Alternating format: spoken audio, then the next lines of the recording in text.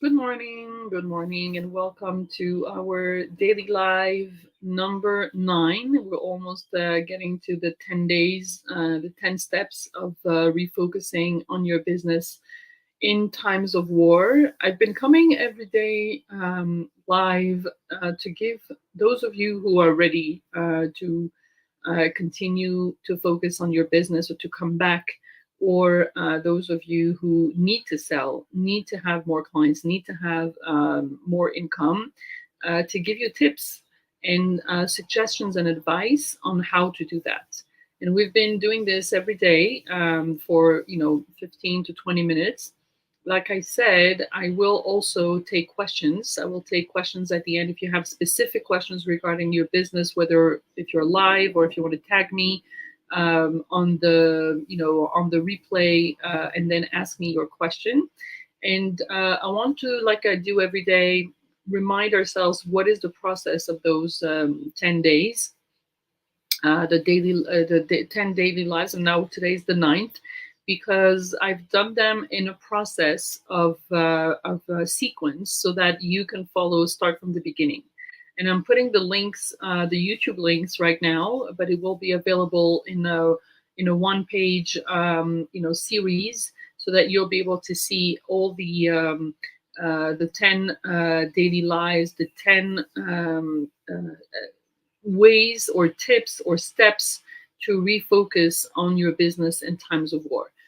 So to remind ourselves, we started by day number 1. We spoke about how to manage our time, right? This is the most important in this time of war, is how do we manage our time, because time is our most expensive resource. I know that we all think it's money we can make. There's no limit to how much money we can make theoretically, and even if we decide to. But the time has a limit to it, and we have, as we know, 24 hours a day, and of those, maybe we can potentially work 8. And then the question is, what comes in our time and our priority, and how do we manage that? And we said that in the beginning, we want to at least dedicate one block of time to our business every day. And we said it could be an hour, it could be 10 minutes, it could be 2 hours, it could be 5 hours, however you can. But to have this discipline of saying that you schedule a block of time, even if you're volunteering or you're helping or you have your kids, or if you have a business, you want to put that in your schedule every day. That was day number 1. Day number 2, we spoke about the importance of self-care. So once you have your time management clear and you know every day what you, at least you're supposed to do, you want to do, you have to also dedicate one block of time to self-care, whether it's in the morning or the evening, making sure you eat properly, you sleep properly, all the things that are going to enable you to be more focused on your business. Day number 3, we spoke about routines. And again, this is really important. This morning, unfortunately, I couldn't do my routine. I had a doctor's appointment, and I can feel the difference already. I can feel like I'm less focused. I have things less under control. I usually get up in the morning, do my meditation, 10 minutes meditation, 10 minutes yoga, 10 minutes journaling. And this is like setting me up for the day. I'm also like cleaning up my home, making sure that I'm in a clean and organized environment. And then I start my day. And the daily life is part of my routine. So thank you for being part of my routine. And this is going to give you a sense of control, a sense of structure, where from there you can focus on your business. Day number 4, we spoke about reconnecting with people in your business, whether there are people in your life right now or people that you were in the past in connection with them. This is a great time to reconnect with past clients, with past suppliers, past team members. Of course, your existing clients and everyone that you have around you probably already in touch with. But this is a great way to remind your circles of influence that you hear, and also to be in contact with them to see how they're doing and to reconnect. Day number 5, we spoke about social media, which is the third circle of influence of the people that you don't necessarily know directly, or you don't really, it's not from your first or your second circle. And here we spoke about the challenge of balancing out your personal message, your voice, how you want to position yourself, or in terms of the war or the cause that you're defending, or how you're supporting Israel, on a personal level, and then you have your promotion on a professional level, how to find the right balance between the two. On day number 6, we spoke about the reality check with money, how to check your finances. Again, before we can focus on our business, we need to make sure that everything around us is stable. We need to know how much money we have available, whether it's available right now or as your assets, whether it's in savings. So you need to have that information. And then you need to also have the information of how much money you need for the next few months. Take, from 3 to 6 months, how much money you need to cover your costs, whether it's in business or personal expenses. And then how many clients do you need to cover that? So those numbers, again, we're not saying this is not going to give you necessarily solutions, but it's going to give you clarity, and it's going to tell you, like, this is the goal. This is how much money I need to make. This is how many clients I need to have. So it is going to remove the general fear of there's no money, there's no client, and go more specific to I need this amount of money with this amount of clients. And then we need to find those clients, right? This is what everybody's saying. I need more clients, especially in times of war. So day number 7, we spoke about our money generating activities, which are basically sales activities, not to confuse with marketing activities. We spoke about the difference between sales and marketing. How do we make in priority time for money generating activities? And what are the types of money generating activities that we can find? And day number 8, which was yesterday, we spoke about exponential growth activities, which is the other kind of activities that you do in your business, which is not related to sales, but all the things that you do to grow your business exponentially. And we spoke about the difference, how it's important to prioritize that. And what are the types of EGAs, which we call exponential growth activities, that you can put in place in your business. So today, day number 9, we are diving in the EGAs. This is what we're doing. Yesterday, we set up the context. We spoke about what is an EGA. We gave examples. But today, I want to address, and I know that it feels like it took a long time because it's day number 9, but you see everything that we had to do before we got to asking the questions that a lot of people are asking, which is how do we shift our strategy when the strategy that we have now is not serving our business because of the war? So I'll give you an example. If I'm located in Israel and I'm serving only Israelis, my business has a limit, has a ceiling, because if Israelis are not either available to buy, or they don't have the financial means, or they are, in war, like we are now, then my target market is limited. And then even if I work in English or I work with Anglos, if I work only with Israelis, like Anglos in Israel, that I'm limiting my reach, and then I'm dependent on what could happen in Israel. I'm sure that a lot of you can relate to that. Another way also of looking at it is if you are an expert and you're selling your expertise, whether you're a coach or a consultant or a therapist or a speaker, you have an expertise and you're selling it, and you are spending your time basically selling one-on-one. Whereas you can leverage your offering by serving more people for the same time, because you cannot increase your price, so you can increase the number of people that you are serving. So there are all kinds of different ways to leverage your strategy so that your offering is going to reach more people, increase your revenue, increase your profit, make you work less, and make more and work less in terms of time. There are all kinds of strategies that I want to list for you today. This is really an important insight on how we can really leverage our business to make more money in less time. Now, it sounds a little bit like magical, so I want to make sure that we give a little bit of context to that, because if I come here and I say, hey, do you want to make more money in less time? I'm sure everyone's going to say yes. But there's a list of pre-requirements. The first pre-requirement is that you are not in your launching or growing stage, you're already in your scaling stage. What do I mean by that? I mean that you have already proof that your product, your offering, your service is working.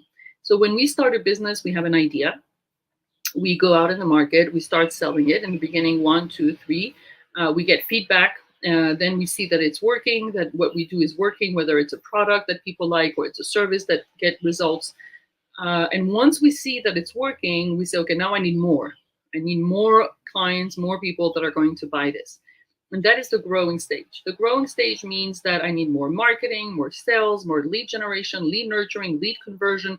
I need to have all that funnel that people that are going to come to me.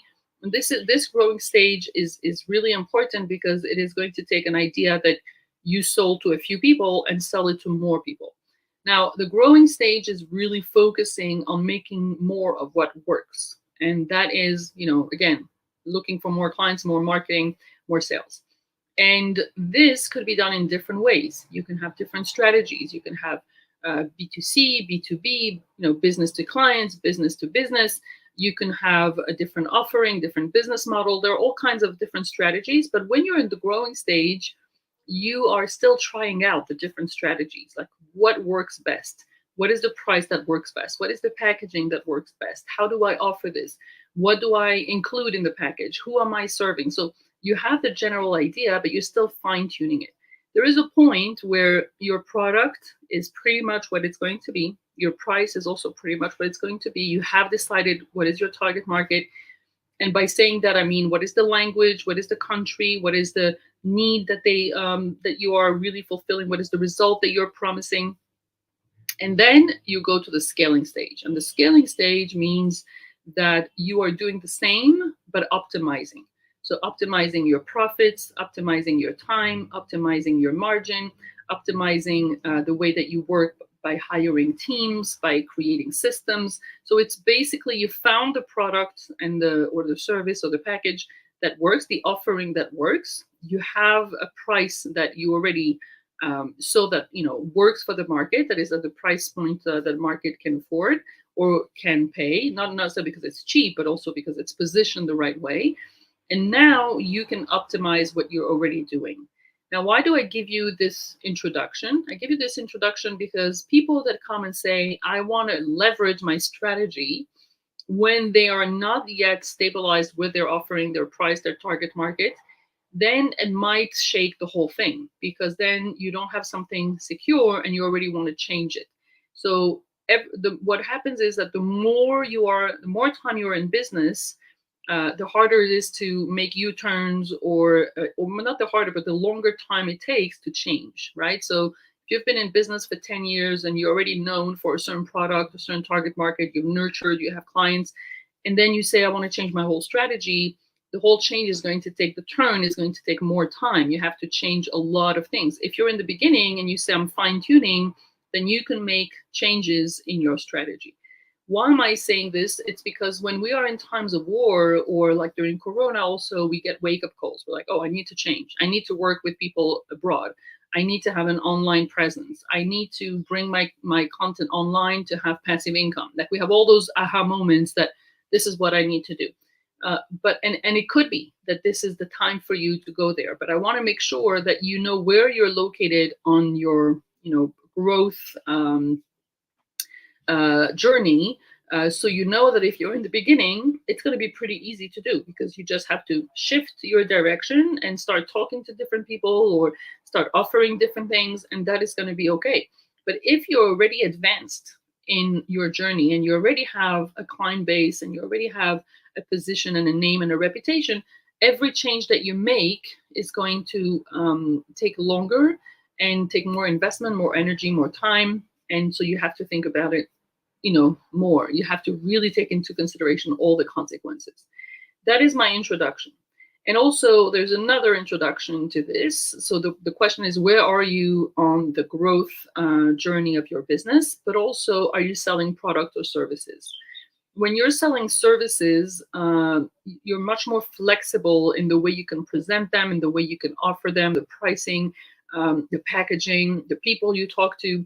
There's more flexibility because it's only quote unquote services.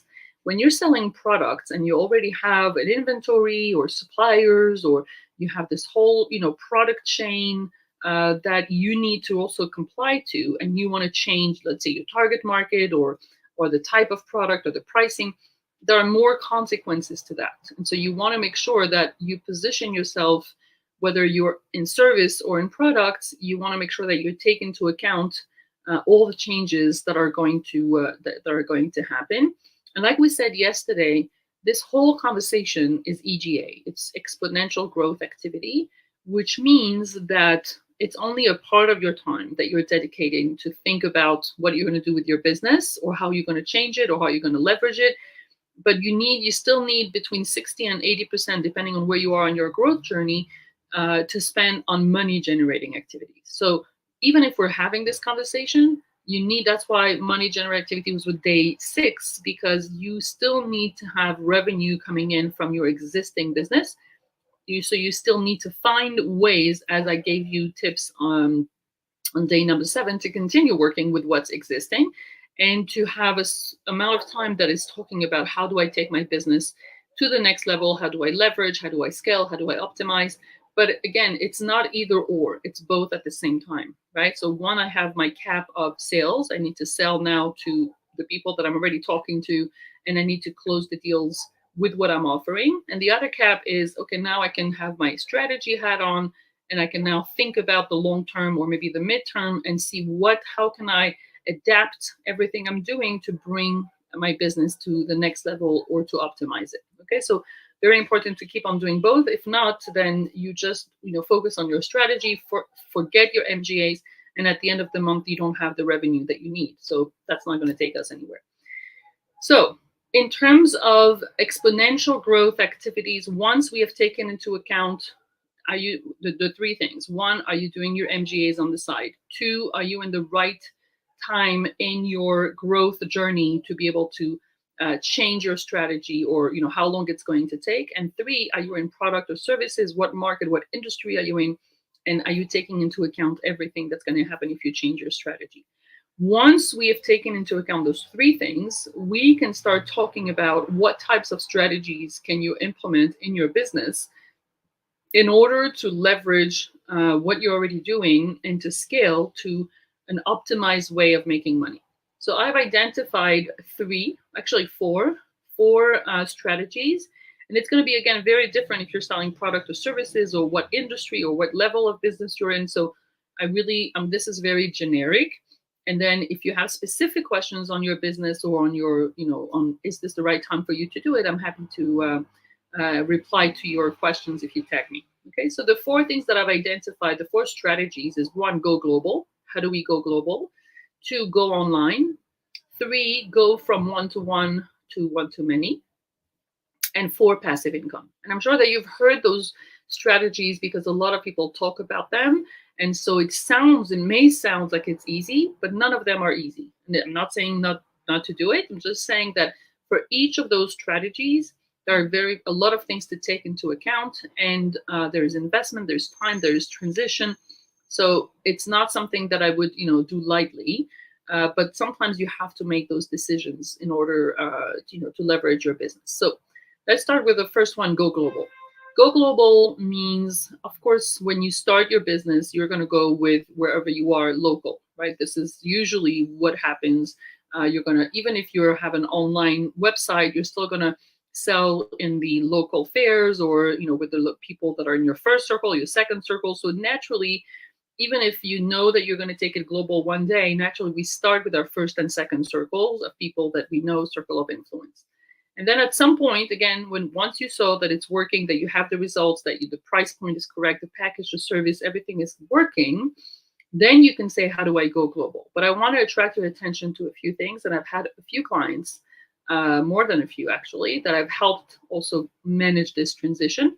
And the questions that you want to ask yourself is, how is this going to change your target market? Because let's say you're in Israel, and I'm talking to people in Israel because of the situation, but it could be you're in the States or you're in France or whatever country you are in, and you are talking to people in a certain language. Now, the language is only one consequence of your positioning, right? So when you say, I want to go global, you're basically changing your positioning. You're saying, what I'm offering now to people in a certain language, in a certain geographical area with a certain pain point, I'm now leveraging this and positioning myself on a global level. So just to give you an example with someone who is offering a service, even if they're offering in English to Anglos in Israel, we can see with this war how if I'm serving people in Israel in English, the content and the pain points and the messaging and the results is going to be totally different than if I'm serving English speaking people in the US. Even though you're going to say it's the same language, it's the same, technically could be the same needs, but we can see how what's happening in the States or what's happening in Israel is totally different. And so by saying that you want to go global, it's a whole positioning that you have to re-examine. And what I mean by positioning is the pain point. What is the pain point that you are answering, that you are fulfilling? What is the result that you're promising? And if you want to go global, it has to be something that is across the board, the same for everyone. For example, if you're in real estate, it's going to be very hard for you to go global because the needs of the market in Israel or in the States is not the same. And so you're going to have a hard time finding this common denominator. However, if you want to sell programs on how to sell real estate, that could be that there is a common denominator if I want to be, a business. And even that, I'm thinking now that it could, that you will have to take into account different industries. So I wouldn't take that as an example. But let's say you're a nutritionist and you're talking to women who want to lose weight. Well, that is something that's across the board, whether you're in France, in the US, or in Israel, or in the UK, because women are going to have the same type of issues. So that's where you have to look at the industry you're in, the product you're in, and find, or the service you're in, and find the common denominator. So it means that the positioning has to change. It's not only a question of, oh, I'm speaking in English and I'm talking to people who speak English so I can sell globally. No, I have to find that common denominator in terms of the pain point that is going to work for people in South Africa and in New York and in Paris and in London, so that I can be global. Okay, that's the first strategy. The second strategy, go online. So when we say go online, and again, if you have a service or product, it's very different. Product, it's e-commerce, and if you're selling a product and you were selling it from your home, but now you want to sell it from, and then let's say you go to a store and then you want to sell it from a website. That is going online for a product, and I've helped many clients do that, and it's very, very profitable to do that.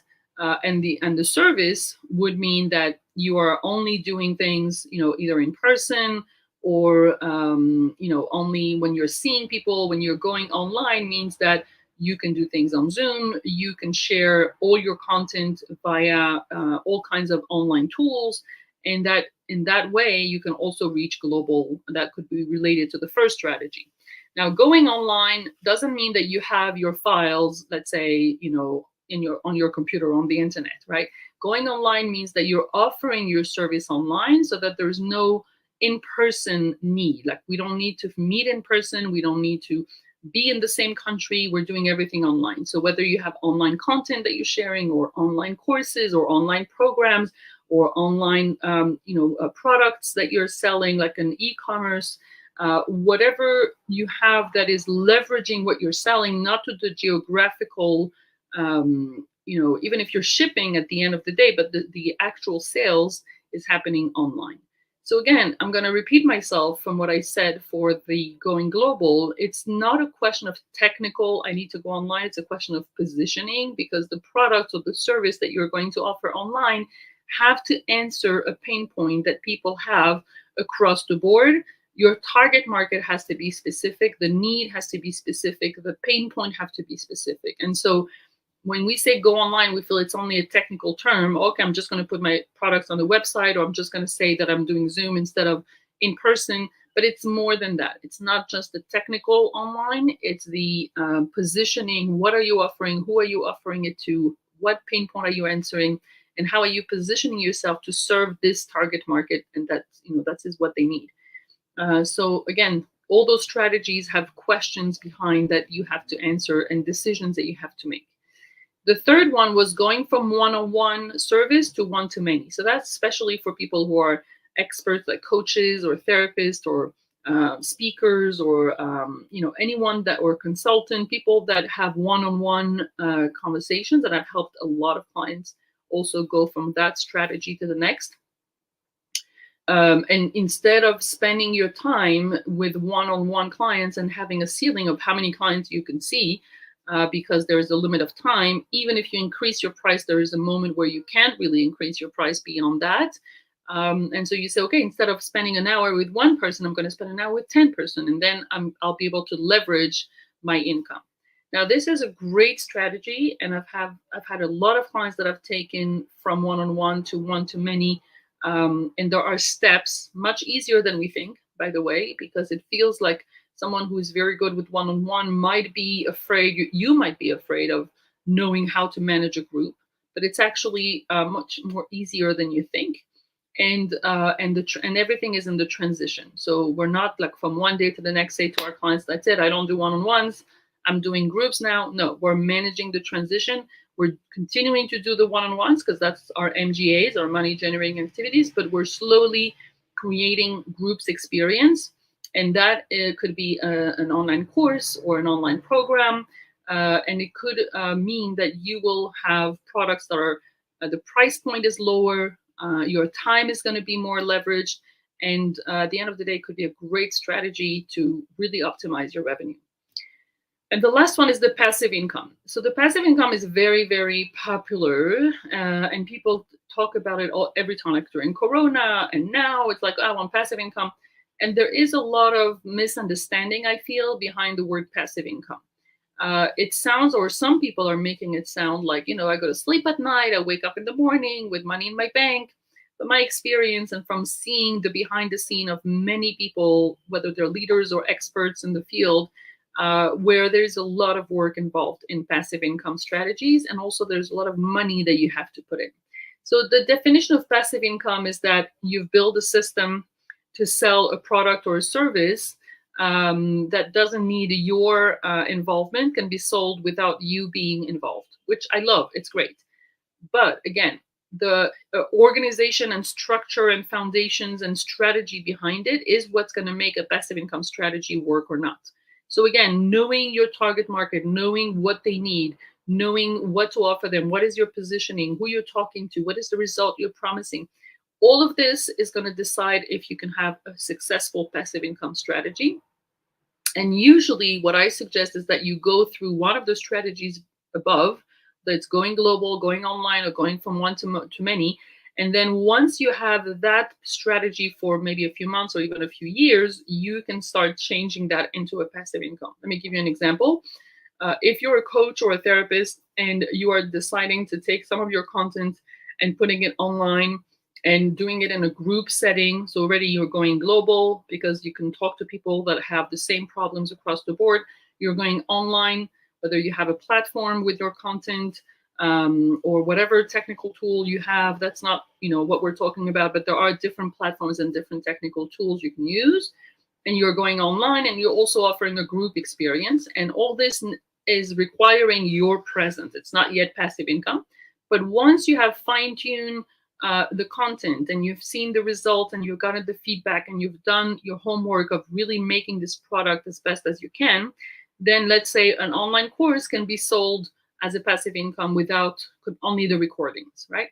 Now, from my experience, the competition around the passive income is really high. You have people that have the financial means to be able to invest in very, very expensive platforms or very high-level courses, and the prices are going down because there's so much competition. And so in order for you to be able to compete with those passive income, again, if you want to sell one, once in a while, that's great, because you'll always have someone who knows you and wants to buy your content. But if you want to move only to passive income, then you're going to compete with the big guys, and then you have to put a lot of money on the table. And it could be that this is the strategy that you have for the production of your passive income and for the advertising of your passive income. So again, all those strategies above could be potential good strategies, but it's about asking yourself the right question about the positioning, who you're serving, what results are you promising them, and then seeing how you can integrate those strategies to leverage the results that you're giving, and not just to serve your needs, which is, oh, I want to make more money at the end of the day. I'm happy for you to do that, but your only way you're going to make more money at the end of the day is if you're serving better your clients and you're bringing them exactly what they need. So it has to be a win-win. So I hope that this was helpful. I know it's a very, very tight shortcut of the different strategies that you can how you can leverage your business, especially in times of war, and especially if you're in Israel and you want to leverage your business. But it could be good for any business who's ready to go to the next level.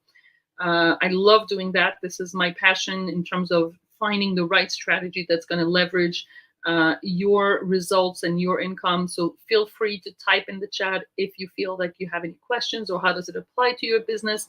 I'm really here for you if you need any help about that. And we'll come in tomorrow on day 10 for our last live of the of this sequence of the 10 days to refocus on your business in times of war, and we'll speak about our vision. Okay, we'll speak about how do we identify our vision and reverse engineering to the right strategy, maybe just the one that we spoke about.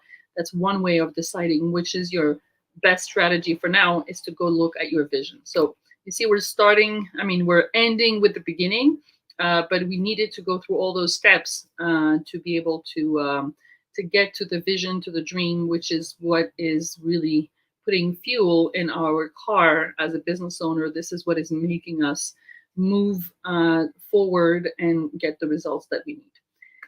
Thank you so much for being here, whether you're here live or you're watching the replay. Make sure to type your comments. Make sure to type if this is resonating with you. If you have any questions, if this makes sense, if something is not clear. I know I gave you a lot of information in a very short time, and I'm happy to answer any questions you have. Until then, stay safe, and I will see you tomorrow for our day 10 of our daily life. Bye for now.